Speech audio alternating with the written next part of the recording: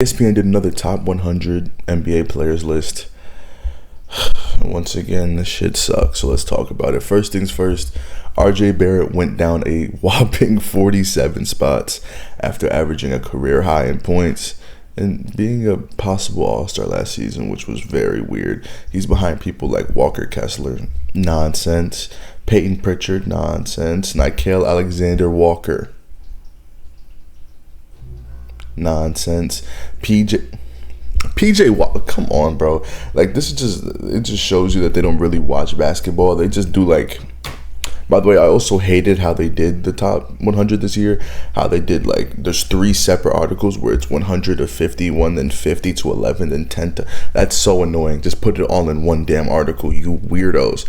But they just don't pay attention to some of the older, like, some of the, like, the lower numbers or higher numbers, I guess, in this instance, where it's like, okay, if they're in the range of 50 to 100, we're just gonna randomly number generate this shit and make people mad. Because why the hell is Mitchell Robinson 92? Why? Like, what are we talking? Why is Zach Edey 88? None of these people are going to have a better season than RJ Barrett. I can tell you right now, Jonas Valanciunas at 87 is not going to have a better season than RJ Barrett is going to have. I can promise you that fact. But I'm off the 90s, 50 to 51 to 100. I'm off that because I'm not doing that much. We're going to go straight to the 50s. First things first, one of the most egregious rankings, and I'm being genuinely serious. Don't rank him if you're going to rank him this low. Joel Embiid is at 47. Just don't rank him, because you're going off of the fact that he might get hurt or he's not gonna play as many games or the injury. Just don't rank him, because he didn't play that much last year. Leave it alone. Genuinely, leave it alone. Leave it alone. Like, come on, just don't touch the ranking. Jared Allen at 45 above somebody like Joel Embiid is nasty. Like, I don't know what to tell y'all. Like, it's gross. Desmond Bane, Darius Garland, Amen Thompson. Bro, I love Amen Thompson. He's probably one of the most overrated players in the league right now because they're calling him like one of the best perimeter defenders in the league. Not true. Not yet. Calm down. Let him grow as a player more. And offensively, he is like, just, if it's not around the rim, it's not going in. I'm sorry. If it's not around the rim, it's just not going in. Zubac 36. I respect it. He had a great year. But, man, a lot of these I just can't agree with. A lot of these just... Tyrese Maxey over Trae Young after last season, but how are you going to penalize Joel Embiid that much but still have Tyrese Maxey in the top 30? Do we see a disconnect? Like, come on, man. I'm telling you, this shit is random number generator. Derek White over Karl Anthony Towns. Wasn't Cat All-NBA last year? Wait, like, genuinely, wasn't he All-NBA? Let me check. Yep, All-NBA 13. So, yeah, man, we have somebody who's never made an All-Star game, never been in All-NBA considerations above an All-NBA player coming off of probably his best season of his career. Yeah, man, that makes sense. Yeah, Şengün above him. Şengün above Cat after Cat had his best year, and Şengün was good. I am not here to hate on players for being higher than other players. It's just confusing how these rankings work, because it's not really based on much. Because how is Cat going to have a worse season than Alperen Şengün when people are predicting that the Knicks are going to win the NBA championship or at least win the East? How is that? How does that correlate? How is that going to make sense? I don't get it. And Şengün's also going to have less of a role offensively because they have Kevin fucking Durant on the team now. What do you think is he going to turn into Jokic this year? No. He's not Jokic, guys. Stop trying to put him up here. Chet Holmgren at... Why is Chet above Cat? What has Chet done to be above Cat? What has he shown us to show that he's above Cat? Other than defensively, he's great. I'll give him that. He is a great defender. I guess he fits the role more, and you guys want to show love to the people who won the NBA championship. Sure, do that, but don't do dumb shit in the process. Chet is not a top 25 player in the league. He's not, and it's okay. He can be 40. You know what I mean? He doesn't have to be higher ranked because they just won a championship. Y'all do it every year. Y'all did it with the Celtics. Y'all did it with the Nuggets. Y'all had Jamal Murray in the 20s when he's not even close to that. This year y'all have him closer to 40 than y'all have him to 20, which is correct. I think he is in the 40s, actually. I think he's 46. I think he's right after Embiid. Let me see. I know it's kind of trite, but I just like it. Yep, he's 46. The year before, y'all had him 31, and that's after the Boston Celtics championship. And the year before, I believe they had him like 24. We don't have to force rank people higher because they just won a championship. That's not how basketball works. Just because you won a championship doesn't mean that everybody on the team is instantly higher ranked. Chet Holmgren plays a role with OKC. That role is to be a good, stretchable 4, possibly even a 5, while playing great interior defense. And he did a good job at that, of course, in the finals. He was very good at playing his defensive role. His offense did take a hit during the playoffs, though. We're not going to sit here and act like he was an amazing fucking player all playoffs and he deserved this random fucking upgrade. Because to be honest, he's not better than players like Julius Randle yet. Like, he's just not. He's not better than Zubac was last year. He was not.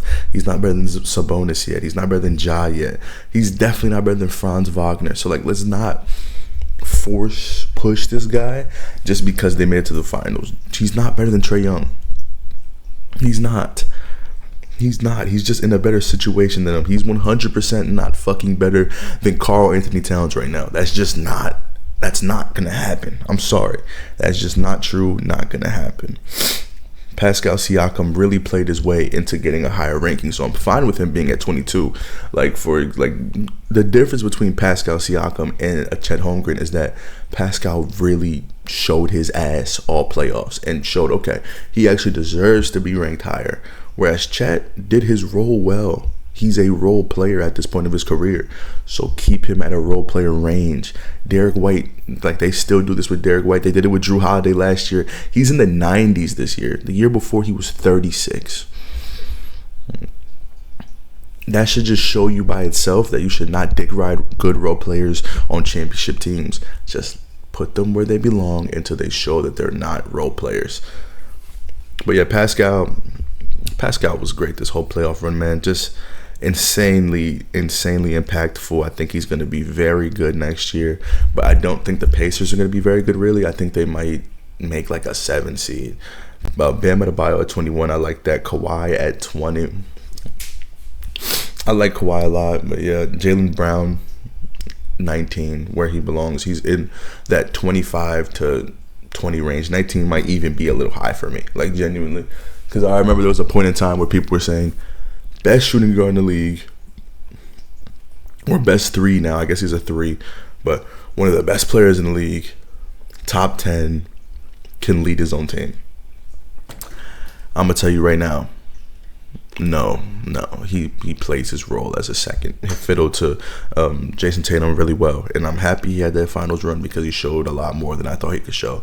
But no, slow down with the putting like titles on people who don't deserve these titles. Like Jaylen Brown does not deserve first option worthy title yet. We're gonna see a lot of it this year. Let's see if they go on some sort of run. I don't think they will, because I think the Celtics are kind of ass now, but that's neither here nor there. Let's see if they go on a run. If they do, sure, you can rank him higher, but right now he's nowhere near the top 10. Nowhere near it, man. Number 18, they got Jimmy Butler. That's high, and this is coming from a Warriors fan, and I love what Jimmy does for our team. 18 is very high for him. He's not better than a lot of people that are below him or above him when it comes to numbers. I hate talking about rankings. Paolo Banchero, yeah, he's a lot higher than he was last year. He's at 17 now. He had a great season. I don't understand Paolo discourse. 9 times out of 10, it's very negative for a player who's as skilled and as like polished of a scorer he's become, and also he has improved a bit on defense over the last few years, and I do continue to see that improvement. I do think Orlando is a sneaky good team heading into this season. I think they could be a top 5 seed, especially with the addition of Desmond Bane. I think he's great. I genuinely think that's like one of the better additions, especially considering how Jalen Suggs is continuously in and out of lineups. I like that a lot. Devin Booker at 16. This should be his range for around like the next few years. He's going to be around that 20 to 15 range. He's great. Been one of the best shooting guards in the league for a very long time now. There's not really much to say about him. And right above him is Donovan Mitchell. Now, this has been a debate for how long now? Probably like 4 years. Genuinely 4 years of debates between who's better of Donovan Mitchell and Devin Booker. And right now it is Donovan Mitchell, and I understand a lot of people are Devin Booker like advocates. I am a Devin Booker advocate. I think he is one of the better, more underrated players in the league because of how the Kevin Durant saga went. And I understand a lot of people who take points off of him for the way that went, but also you have to be honest, the rest of the team was donkey dog shit, bullshit, garbage. So I can't really deduct that many points from him. And also he's dealing with a young owner who's like delusional. Like I remember last season he said 27 teams would hope for the team that we have. No, they wouldn't. Y'all were in cap hell with Bradley Beal, Kevin Durant, and fucking Devin Booker. And Devin Booker is great. But Donovan Mitchell has shown to be one of the better playoff players, one of the better season players, point blank period. He's led the Cavs to a lot of winning records so far. Last season did end disappointingly. I do think that injuries did play a part in that, though, because a lot of the games that they lost, Evan Mobley missed some games. Darius Garland needed to get surgery for his toe, and he was playing through that, so he obviously wasn't playing at 100%. You know, who else missed some games? DeAndre Hunter missed some games. He's a pivotal piece of that team, and I do think that they can run it back and win the East. Because the team that they have right now, it's a lot more polished. They did lose Ty Jerome, though, who was like a pivotal part of that team. But they got Lonzo Ball. So now they have a more defensive-oriented bench point guard. And now their defense is going to improve a good bit because Ty Jerome got targeted against the Pacers. He got fucking exploited, to be honest. So I want to see how this team looks. Because, like, even in games where... Now, at least, even in games where Darius Garland isn't there or if he gets hurt, they now have another primary ball handling type point guard who can make at a high level like Lonzo Ball. So, yeah, the Cleveland Cavaliers are going to be pretty dangerous next season. Anthony Davis is at 14. Let me see who's right above him. Evan Mobley. Oh my God. Okay. I don't know what just happened, y'all, but I have Evan Mobley and Anthony Davis here. And do I think Anthony Davis is a better player currently than Evan Mobley? Yes. Do I have a problem with Evan Mobley being ranked 1 point higher than him? No, because Evan Mobley is the more available player, and he's also continuously improved on the offensive end every year of his career so far, and he looks fucking great. He looks poised to go on another big run, or like another big leap as a player. I hope that he becomes an all-star and an all-NBA player this season. That's like one of the players I've had stock in for a good bit this year, or at least for his entire career, ever since he's came out of USC. Number 12, we have Cade Cunningham. Y'all know. If y'all watch the pod, if you don't, watch the fucking pod. I have so much stock in Cade. I've had stock in Cade since he came into the league. It's like,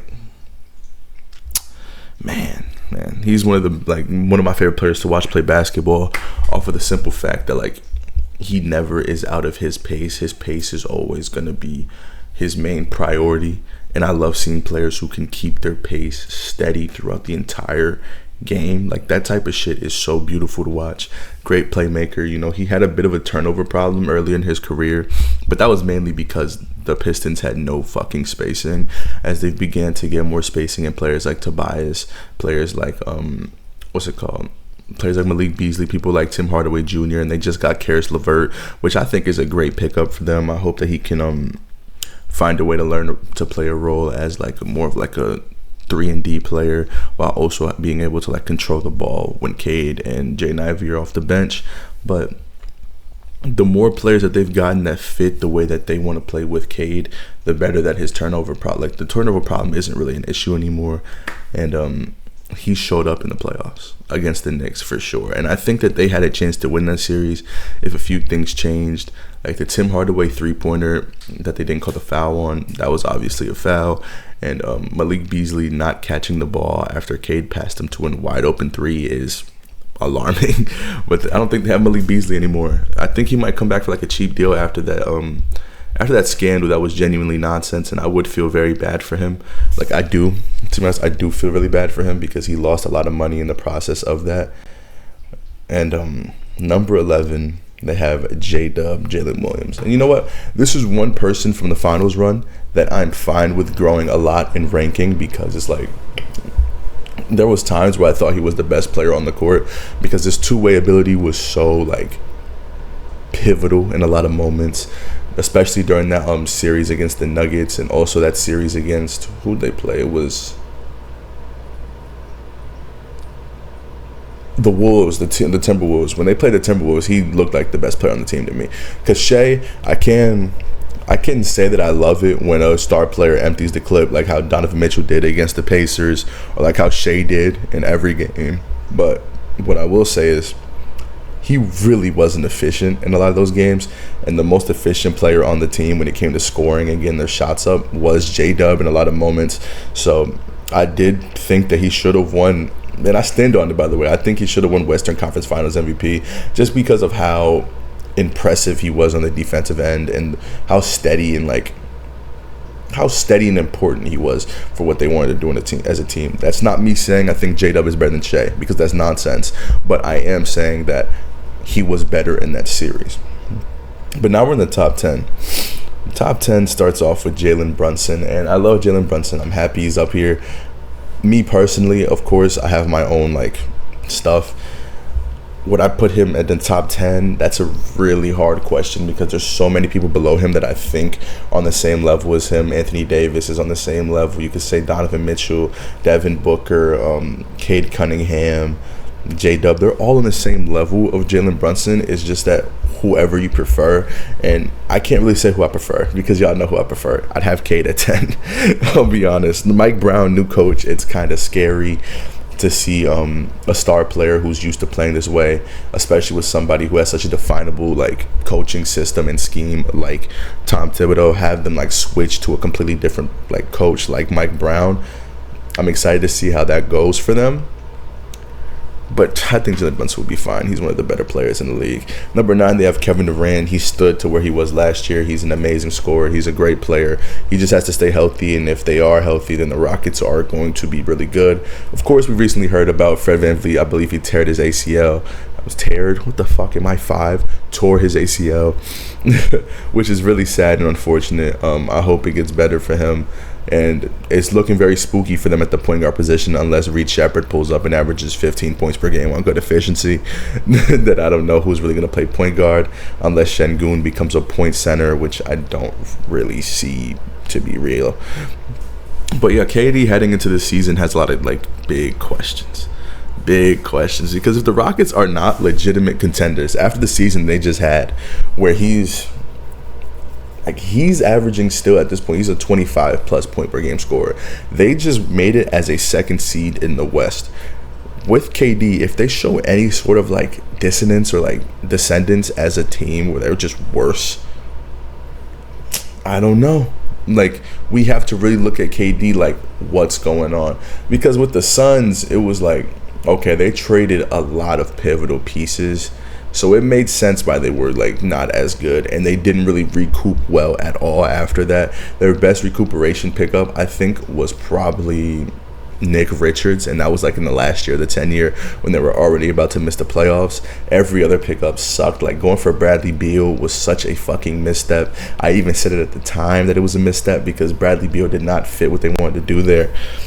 And I really thought that Tyus Jones was going to work out, but it just didn't. The team did not mesh at all. This Houston Rockets team 100,000% meshes with what KD wants to do, and they just need a point guard. If they're able to get any sort of point guard, they can. No, they can't. They're broke as shit. But if Amen Thompson can, like, grow into a point guard of some sort, or if Şengün can become like a point center, or if they can just do point guard by committee on that team, it would be very, very, very difficult to view them as something other than a contender, genuinely. Number 8, they have LeBron, Big Bron, Bron James, LeBron. I don't have much to say about LeBron. He's 41 years old. He's about to turn 41 years old. What the fuck y'all want me to say? This shit is not like, he's not a real guy. Genuinely, it's not even on some dick riding. He's not a real guy. He's in his what season is this? 22nd, 23rd? Yep, 23rd season. And he's still a top 10 player. Do I think he's a top 10 player? That's for a different video. But right now, ESPN has him ranked top 10, and I'm not mad at it because he's still such a well-rounded offensive engine, and he can lock in on defense sometimes. He's just too old.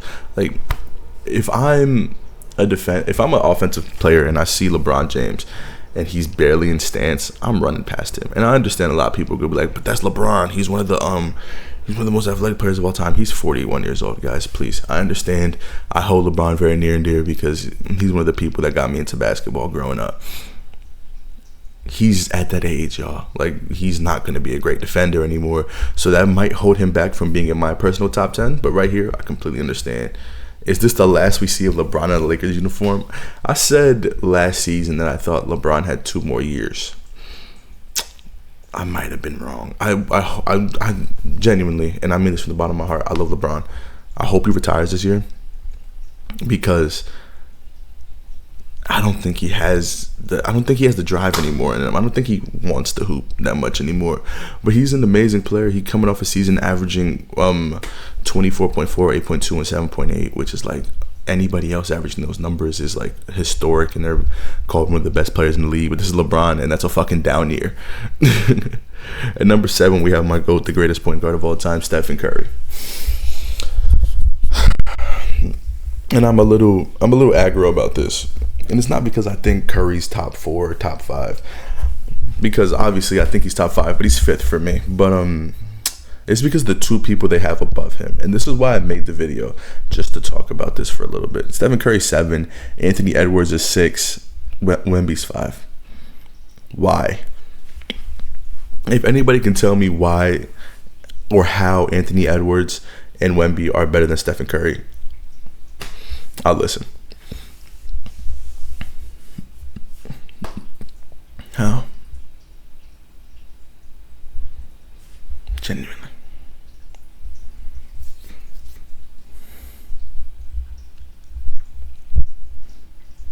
Are y'all gonna say like injury concerns, which I get it, but Wemby just missed like more than half a season. Like, I'm sorry, I can't see it, guys. I can't see it.